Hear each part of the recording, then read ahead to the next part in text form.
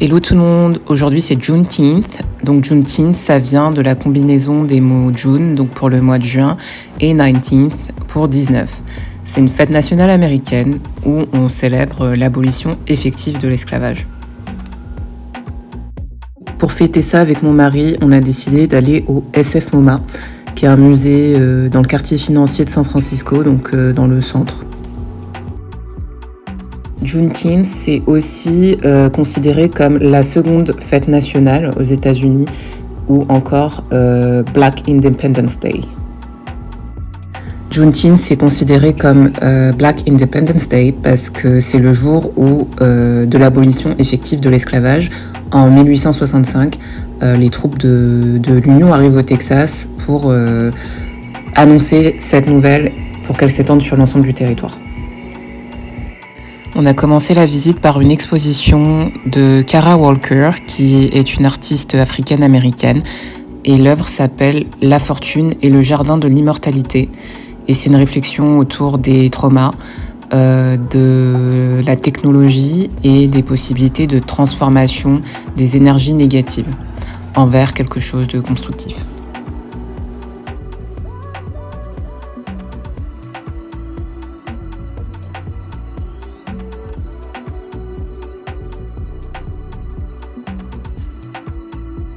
Du coup, cette année, avec mon mari, on est venu au SF MoMA pour participer à une discussion sur l'afrofuturisme, donc un panel qui s'appelle « Dessinons ensemble l'afrofuturisme ».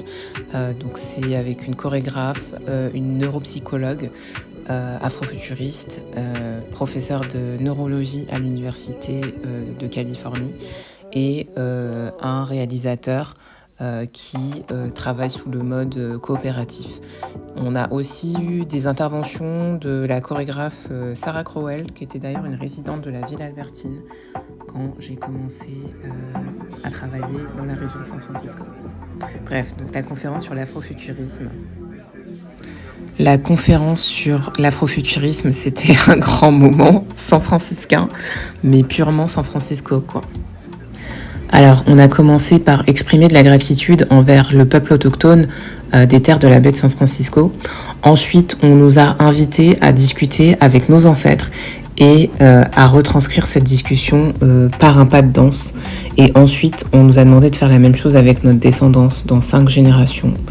Et la même chose, de retranscrire ce mouvement. Ensuite, on a dansé un peu. On a claqué des doigts, beaucoup, pour manifester notre engouement au lieu d'applaudir. Et ensuite, on a eu le début d'une discussion amorcée sur l'afrofuturisme. Mais en fait, ce qui est un peu perturbant, c'est que du coup, les guests, ils en ont pas plus parlé que ça. En fait, les panélistes ont décidé de se concentrer sur le présent et de ne pas vraiment centrer le propos sur l'afrofuturisme, qui, en fait, par essence, a vocation à nous projeter dans un avenir optimiste grâce à la science et aux technologies en tant qu'afro-descendants. Et donc l'argument, c'était que l'urgence est dans le présent et que la doctrine un peu du vous irez mieux dans le futur, travaillez, priez et sacrifiez-vous avait servi trop longtemps pour aliéner le peuple noir. En fait, les panélistes ont décidé de se concentrer sur comment prendre soin de nous et prendre soin des autres alors que la société souffre et s'effondre sous le poids de notre conditionnement. Le lendemain, je suis allée à Union Square, dans le centre de San Francisco. J'avais besoin d'aller à l'Apple Store parce que j'ai besoin de savoir ce qui se passe avec mon téléphone depuis que j'ai commencé à vloguer. J'ai plus trop de mémoire, donc voilà. Apprentie vlogueuse. On a commencé le week-end avec un petit car wash. Là, on est samedi, du coup. Donc samedi, on a décidé d'aller à Oakland. Et du coup, mon mari est tombé sur un endroit trop bien qui est c'est un bar et en même temps une librairie. Donc c'est vraiment génial comme endroit. On a été super bien accueillis. On a passé un moment trop cool. Il y a des livres hyper intéressants. Et ça m'a rappelé à quel point j'aimais les livres et à quel point j'aimais aller à la bibliothèque quand j'étais petite. Avec ma sœur, on passait des heures à la bibliothèque, on avait notre trottinette et c'était génial. Et ensuite, on allait se promener au bord du lac Mérite, qui est le coin super vert, hyper fréquenté d'Auckland. Voilà, donc on s'est un petit peu posé, on a regardé les gens passer et après on allait au marché faire des courses pour la semaine. On aime bien aller acheter nos légumes au marché.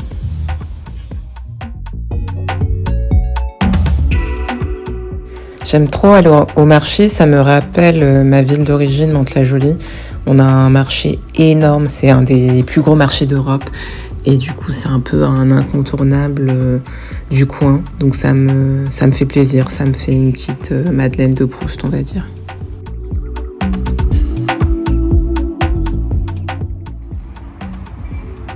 Ah, c'est doux. Ça fait des plans. Je dis ça, je ne l'ai pas touché.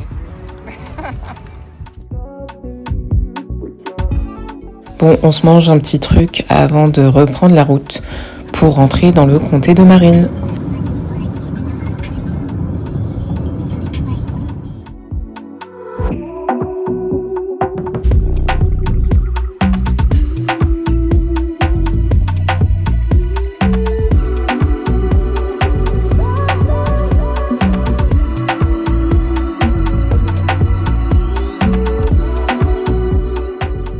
Bien rentré et soirée tranquille en amoureux. Petit café pour se réveiller le lendemain matin. Aujourd'hui, je peux pas m'empêcher de repenser à l'afrofuturisme et à la conférence et j'ai envie de creuser un peu plus le sujet.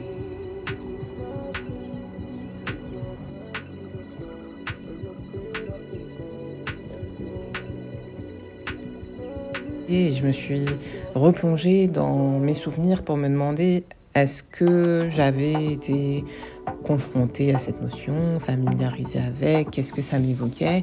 Et en fait, c'est vrai que moi, comme ça, spontanément, je me disais, ça m'évoquait Black Panther, le Marvel, le film, réalisé par Ryan Coogler. Ça m'évoquait aussi de la musique, par exemple, Sabali, Sabali d'Amadou et Mariam. Mais c'est vrai que c'était un petit peu maigre, quoi. Et je me doutais bien que c'était un peu plus élaboré que ça, quand même, comme pensée. Et c'est en fait, et donc en creusant un peu dans mes souvenirs, je me dis, mais non, c'est vrai qu'on a aussi eu l'occasion d'aller au musée d'histoire africaine-américaine, d'histoire et de culture africaine-américaine, qui est à Washington DC et qui est vraiment un musée incroyable que je vous recommande. Donc j'avais vu en fait une exposition sur l'afrofuturisme et qu'en fait j'ai aussi vu une exposition qui m'avait particulièrement touchée qui s'appelait Drexciya. Et donc Drexciya, c'est un mythe qui a été créé par un groupe de musique dans les années 70, si je ne me trompe pas, à Détroit, dans le Michigan. Je me souviens de cette exposition que j'avais vue en 2023, au mois de mars, qui s'appelait From the Deep in the Wake of Drexciya, et c'était une exposition multimédia magnifique de l'artiste contemporaine et photographe Ayanna V. Jackson. Et c'était vraiment quelque chose d'émouvant. Et pour moi, c'est la matérialisation de l'afrofuturisme. C'est cette capacité à poser une forme de guérison sur une blessure passée.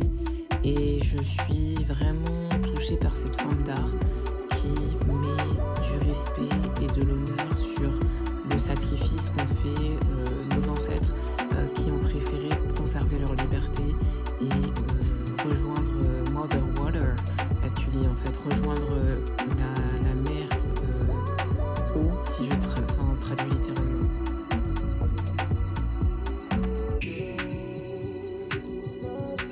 Donc certains de nos ancêtres qui ont été réduits en esclavage ont préféré sauter des bateaux négriers pour retrouver le royaume de Mami Wata. Mami Wata, c'est une divinité africaine que j'avais rencontrée, que je connais depuis toujours parce que ça fait partie du folklore ouest africain et ça fait partie des histoires que ma mère m'a racontées et c'était émouvant de retrouver cette divinité africaine de l'autre côté de l'Atlantique.